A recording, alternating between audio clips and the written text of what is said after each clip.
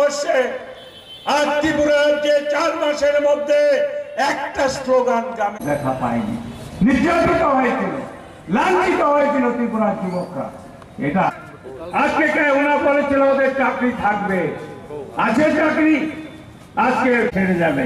তাই ওরা নির্বাচন না, বিজেপি সরকার এলে আমাদের ব্যাংকে 15 লাখ টাকা জমা হবে দেখছি।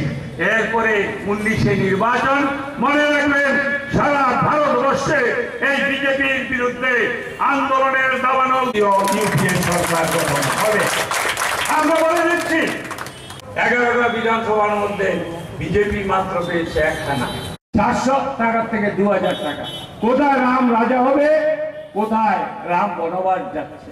দুয়ারের ডাকে সারা দিয়ে এসএফআই টিএসএফ ট্রাইবাল স্টুডেন্ট ফেডারেশনের যারা এসছে, সুনীল যে নেতৃত্ব দিচ্ছে, সুনীল দেববর্মা,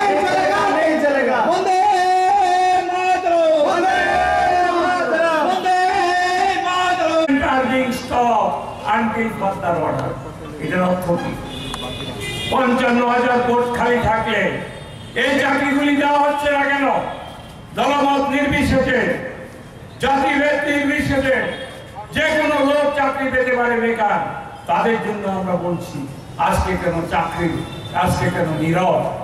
আজকে কর্মচারীদের বলবো, কোথায় গেল 7 পে কমিশন?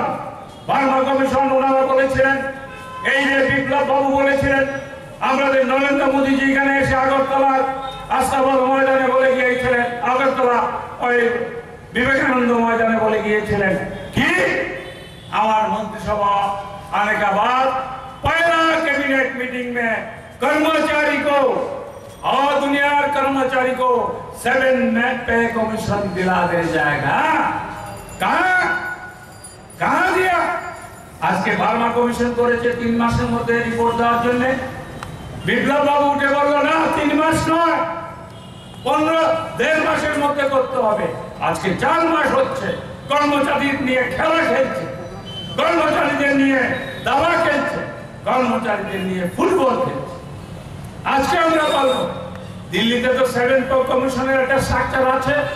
আমরা যখন ক্ষমতায় ছিলাম 1988 সালে 2 ফেব্রুয়ারি নির্বাচন হয়েছিল, 5 ফেব্রুয়ারি সুধীর বাবুর নেতৃত্বে